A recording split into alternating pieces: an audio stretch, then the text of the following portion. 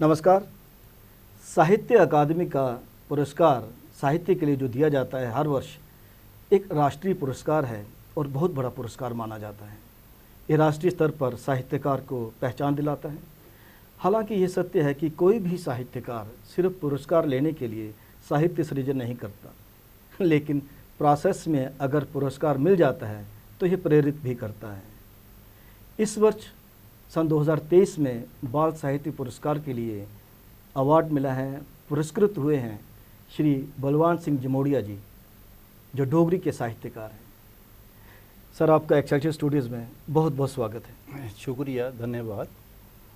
Sir, इस बार जो बाल साहित्य का पुरस्कार मिला है 2023 में साहित्य अकादमी का, वो आपकी किताब कंजका पे मिला है। जी जी जी। कैसा महसूस करते हैं पुरस्कार पाने के बाद? बहुत अच्छा, खुशी होती है। पुरस्कार चीज़ ही ऐसी है कि जब भी मिलता है तो प्रसन्नता तो देता ही है, तो मैं भी काफ़ी प्रसन्न हूँ। एक और बात है कि इससे जो किताब है वो कोई प्रोजेक्ट होती है, लोग और भी पढ़ने की कोशिश करते हैं कि जिस किताब को पुरस्कार मिला है उसे पढ़ा जाए। उससे भी जो आपने साहित्य सृजन किया और लोगों तक पहुँचता है। जी। तो जम्मू में जो बाल साहित्य है उसकी क्या पोजीशन आप समझते हैं? देखो, बाल साहित्य जिस मुकाम पर पहुंचना चाहिए था तो वहाँ तक तो अभी बहुत सारे साहित्यकार जो हैं वो पहुंचने की कोशिश कर रहे हैं, लिख रहे हैं। तो आने वाले कुछ वर्षों में इसका स्तर काफ़ी ऊंचा होगा, तो ठीक हो रहा है, प्रयास बहुत अच्छे हो रहे हैं। तो देखते हैं, आदमी को आशावादी ही रहना चाहिए। लेकिन इस समय थोड़ी सी कमी लगती है, थोड़ी सी, ज़्यादा नहीं है। हालांकि कहा जाता है कि जो भी साहित्य सृजन है उसमें बाल साहित्य का बहुत बड़ा योगदान रहना चाहिए, क्योंकि बाल साहित्य लिखा जाएगा तो प्रौढ़ साहित्य भी लिखा जाएगा। जी जी जी जी जी, ये बात तो है कि जो आदमी जो बाल साहित्य की हम बात कर रहे हैं, तो बाल साहित्य बच्चों के लिए होता है। तो जब बच्चों में इस तरीके का वातावरण होगा, पढ़ने का वातावरण होगा, तो बाल साहित्य में कुदरती है जो लेखक होता है तो कुछ ऐसी बातें लिखता है जो बच्चों के मतलब की होती हैं। मॉरल वैल्यूज़ कहना कि मॉरल वैल्यूज़ उसमें तो रहनी चाहिए, क्योंकि बच्चों के लिए है। तो बच्चों का मार्गदर्शन उसमें रहता है, जो मेन मुख्य जो चीज़ है। तो जब बच्चे सीखेंगे तो कुदरती बात है, तो आगे जब बड़े होंगे तब दूसरा साहित्य भी पढ़ने में उनकी रुचि बढ़ेगी और साहित्य सृजन में भी वो सोच सकते हैं। बिल्कुल बिल्कुल, वो तो कुदरती बात है ना।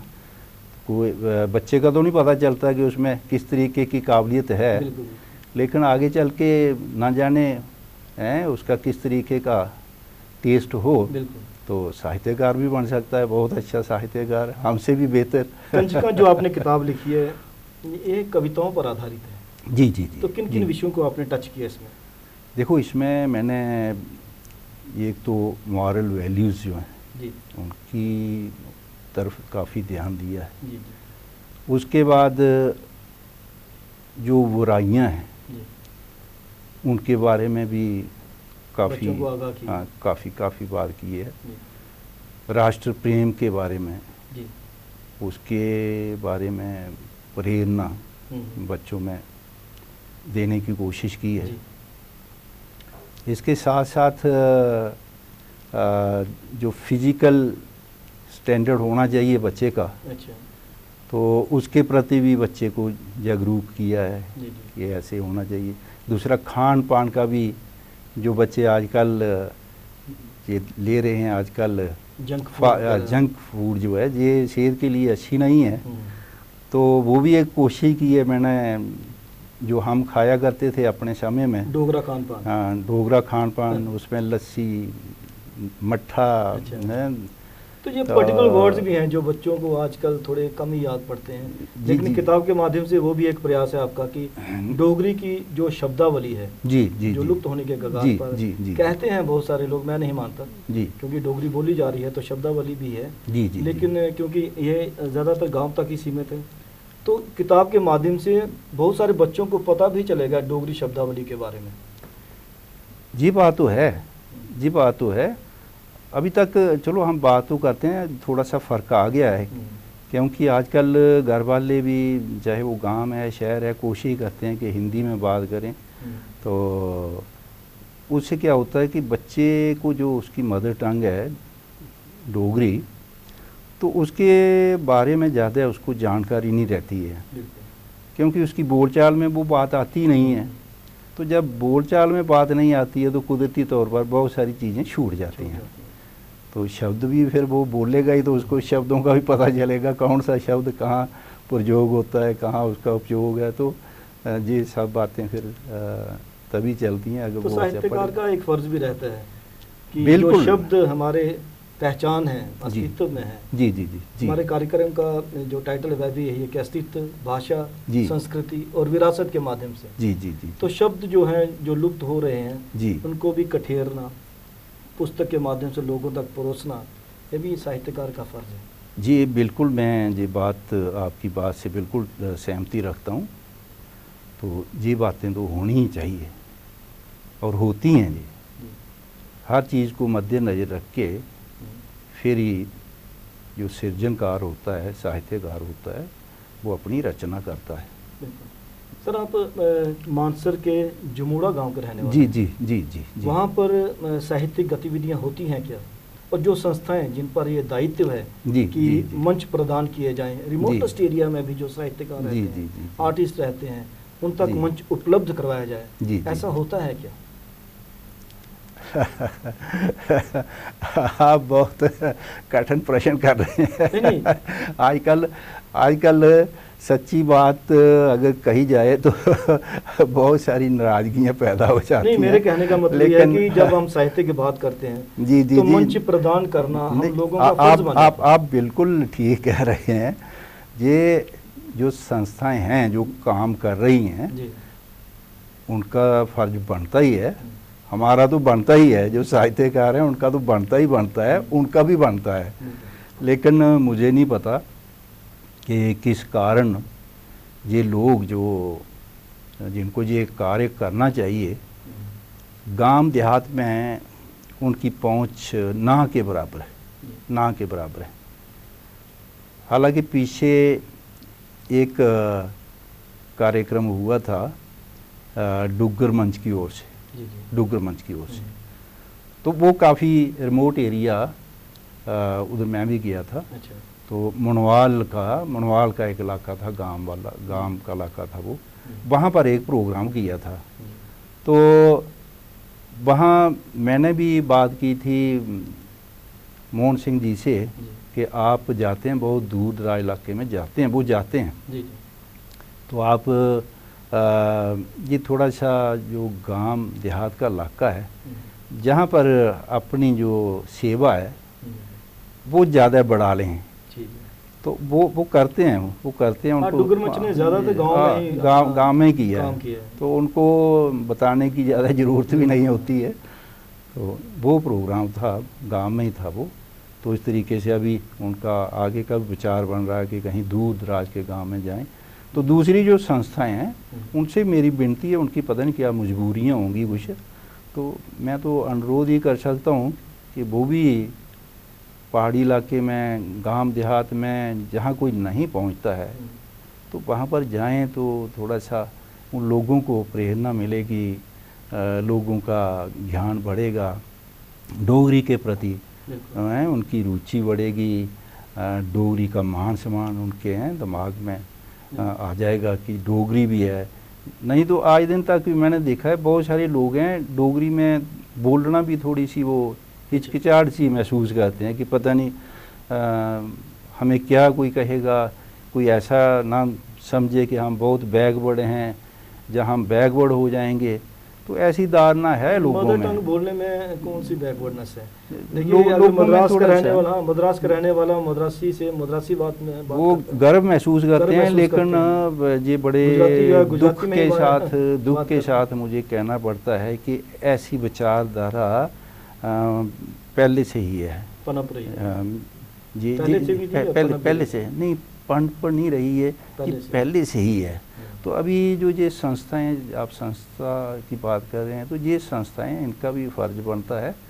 तो दूसरा हमारा जो है रेडियो है, आकाशवाणी जो है वो भी काफ़ी काम करता है ना। तो आजकल बेशक रेडियो की कमी आ गई है, लेकिन फिर भी लोग सुनते हैं। उससे भी भाषा को प्रचार मिलता है, बहुत ज़्यादा भाषा का प्रचार, विशेषकर जो रिमोट एरिया में बिल्कुल बिल्कुल बिल्कुल वहाँ उनको रेडियो मंच भी देता है। जी जी, रेडियो मंच देता है। लेकिन कल्चरल अकेडमी मंच दे नहीं पाती उस तरह से। कल्चर अकेडमी भी अपने तरीके से शायद जाते थे, पहले जाते थे, अभी थोड़ा सा गैप पड़ गया है, पता नहीं अभी, वो तो अंदरूनी बात क्या है। सर इन हालातों में जैसे आप वहाँ पे रहते हैं जमुना गाँव में, जी जी जी जी, वहाँ पर अपनी साहित्यिक गतिविधियाँ कैसे चलाते हैं?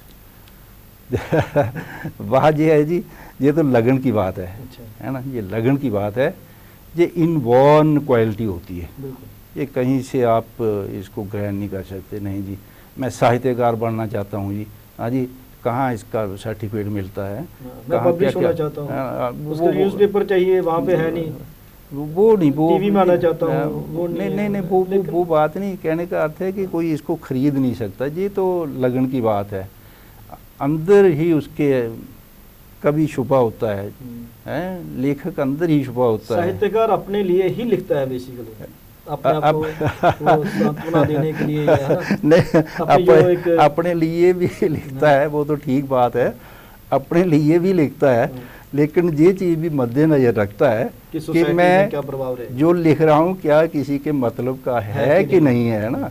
तो ये बात भी है, तो होना भी चाहिए, है ना। अपने लिए तो चलो वो मान लेते हैं हम, लेकिन मेन मकसद सेटिस्फेक्शन के लिए, जी बिल्कुल बिल्कुल, साहित्यकार कैश कहाँ करूँगा जाके, उसको सिर्फ यही होता है, उसको कुदरती तौर पर सेटिस्फेक्शन तब मिलती है जब वो अपना कार्य कर लेता है, उसको लगता है कि जो कुछ मैंने लिखा है इसमें एक मैसेज है, इसमें एक मैसेज है, और उससे उसको इतनी खुशी होती है जब अपना कार्य पूरा कर लेता है।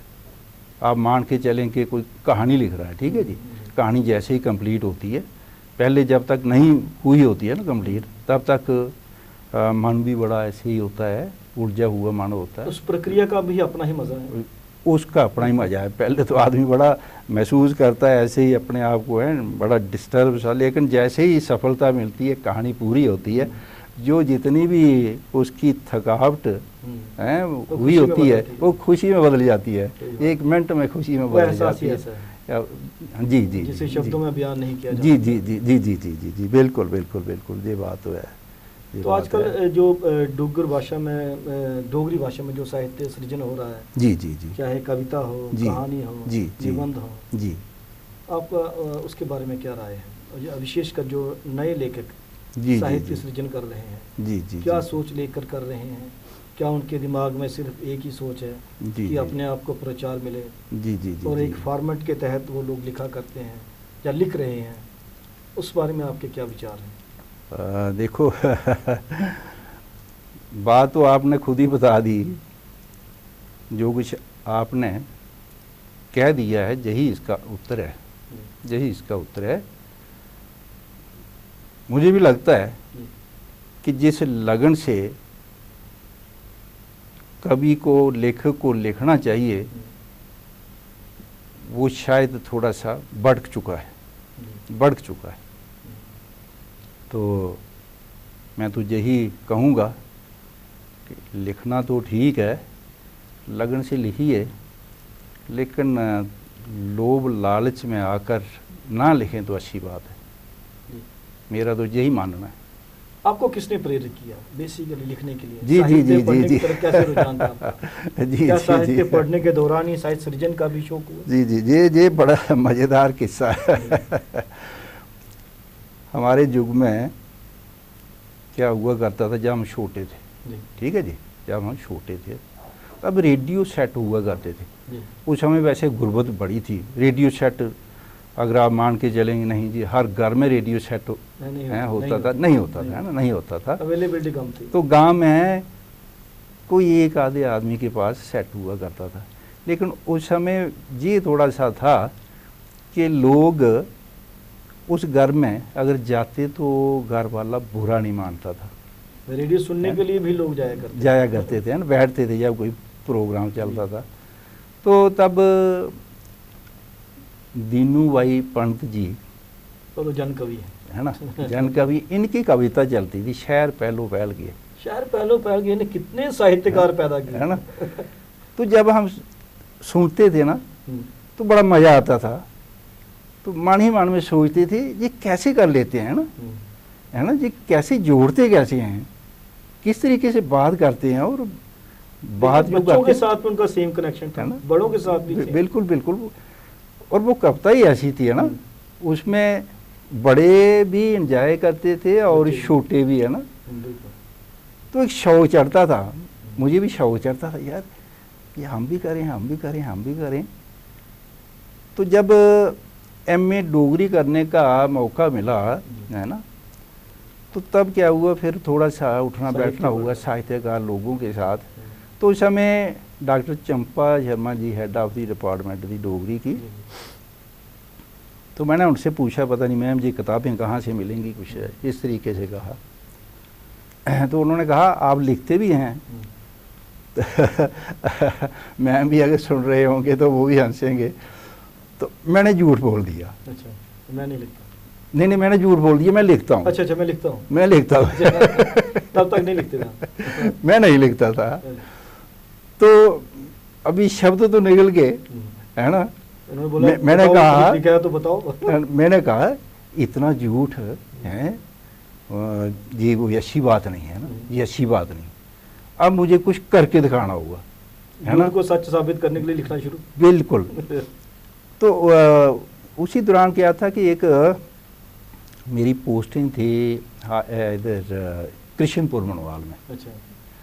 तो कृष्णपुर मनवाल ये पड़ता है जिंद्रा के पास। तो जिंद्रा के उस समय कुछ साहित्यकार लोग थे, कुलदीप सिंह जिंद्राइया जी बड़े मशहूर थे, प्रदुमन सिंह जी थे, एक टीचर भी थे ओंकार सिंह जी। अच्छा। तो उसी दौरान उनका एक लेख नहीं था, कविता ही थी, गज़ल थी उनकी, गज़ल। तो गज़ल शिराजा में छप चुकी थी वो। अच्छा। तो उन्होंने हाथ में पकड़ के वो शिराजा वो घूम रहे थे, तो उन्होंने बताया जी मैंने लिखा है, जी मैंने लिखा है ना, है ना, जी हाँ, जी मैंने लिखा है। जब मैंने देखा, उसको देखा, पढ़ा, मुझे भी मज़ा आया। अच्छा, तो वो मन में जो था ना, वो मन में बात तो थी कि कैसे कोई मौका मिले, कैसे जिसे कहते है ना। हाँ जी जी जी जी जी जी। तो उसको देखा, मैंने कहा ये तो अमर हो गए हैं, ये तो अमर हो गए हैं, इन्होंने लिखा है तो ये तो अमर हो गए हैं ना। तो मैं भी क्यों नहीं ऐसा ही कोई कार्य करूँ, है, तो मेरा भी छपना चाहिए इसमें, शिराजा में छपे तो मैं भी है। मन में तो चल रहा था, मन में तो चल रहा था, है ना, क्रिएशन का काम। जी जी जी। वो आप ये मान के चलें जैसे होता है ना कोरज होती है ना, कोरज, है ना। तो कोरज क्या होता है, वो पानी निकलता रहता है ना, है ना, बहता रहता है, निकलता रहता है। लेकिन कई बार क्या होता है, ऊपर दूली कण आ जाते हैं, पत्ते पड़ जाते हैं, कुछ ऐसी वैसी चीज़ें, है ना, फिर भी चलता रहता है, लेकिन लगता है कि ये बंद है जहाँ पानी नहीं है। लेकिन जैसे ही वो पीछे करेंगे आप, तो पानी बस वही था कि अंदर वो पानी चल रहा था, लेकिन वो मौका नहीं मिल रहा था, है ना। तो फिर जी जी जी, तो फिर मैंने 1984 में शिराजा में, तब डॉक्टर ओम गोस्वामी जी एडिटर थे, तो उन्होंने जगह दी मुझे। तो जब वो रचना मेरी वहाँ छपी शिराजा में, तो बड़ा मुझे बहुत तसल्ली हुई, काफ़ी तसल्ली हुई। फिर उसके बाद मैंने दूसरी कविता लिख दी, मानसर नाम की कविता लिखी है ना, मानसर। एक बार गया मैं मानसर के किनारे बैठ के देखने लगा, वहाँ संतराम शास्त्री थे, मुझे याद आता है, वो चुहास रैल गांव है, वहाँ के रहने वाले थे, वो भी डोगरी में लिखा करते थे, है ना। तो उस समय उन्होंने अपनी कविता में, शांत मुक्त कविता थी, उसमें बयान किया था कमल के फूल का। कमल के फूलों का रंग उन्होंने सफ़ेद दिया था उसे, है ना, सफ़ेद। तो सफ़ेद या लाल मुझे याद नहीं आता कुछ, लेकिन जो उन्होंने दिया था वो उस समय वहाँ नहीं था। मानसर में उस समय वो नहीं था, है ना, वो रंग नहीं था। तो मैंने फिर ये सोचा कि शायद उस समय का ये कमल जो था इसका रंग शायद वो हुआ करता होगा, है ना। लेकिन ये जो मैंने देखा जो है ना, तो मैंने उसी तरीके की वो कविता लिखी और अच्छी कविता थी। फिर गोस्वामी साहब ने मुझे शाबाश भी दी। तो ऐसे चलते चलते ना तो फिर बढ़ते गए, आगे बढ़ते गए, है ना।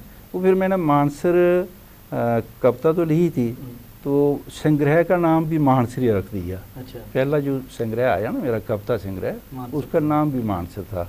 तो उसमें एक पंक्ति मुझे याद आती है शुरू की, गागर में सागर शोभे मानसर झील खो आंधी, डुगर धरती दी ये रानी इस दा मान बधांदी। तो इस तरीके का था उसका, है ना। तो ऐसे ही था। तो जब वो 84 वाला मसला है, 84 में जब मेरी वो गज़ल थी, देखो गज़ल को हाथ लगाना वो भूल थी मेरी, क्योंकि गज़ल का नॉलेज होना पहले बहुत ज़रूरी है। लेकिन मैंने लिखी उस समय, तो लिख दी। कितनी अच्छी थी, कैसी थी लेकिन मैं डॉक्टर ओम गोस्वामी जी का शुक्रिया अदा करूँगा कि उन्होंने मुझे स्थान दिया शिराजा में। तो उससे प्रेरणा मिली, मुझे बहुत ज़्यादा प्रेरणा मिली। ये बड़ी खुशी की बात है कि जैसे आपने प्रेरित होकर जी जी जी लिखना शुरू कर दिया। जी जी दीनू भाई बंसी से आप प्रेरित हुए। जी जी जी जी शुरुआती दौर में लिखना शुरू किया। जी जी। और ये खुशकिस्मती है कि हमें कंजिका नामक ऐसी किताब भी मिली जी जी जिस पे आपको बाल साहित्य का पुरस्कार मिला 2023 में। जी जी। आप एक्सेटर स्टूडियोज में आए, आपका बहुत बहुत धन्यवाद। शुक्रिया, धन्यवाद जी। अस्तित्व, भाषा, संस्कृति और विरासत के इस अंक में आपने मुलाकात सुनी श्री बलवान सिंह जमोड़िया जी के साथ। उन्होंने ये कहा कि जो नए साहित्यकार साहित्य सृजन कर रहे हैं उन्हें सिर्फ एक सोच के साथ साहित्य सृजन करना चाहिए कि आपने सोसाइटी को कुछ ना कुछ देकर जाना है। मॉरल वैल्यूज़ या जो भी अच्छा बन पड़े वो साहित्य के माध्यम से अदा कीजिए, परोसिए।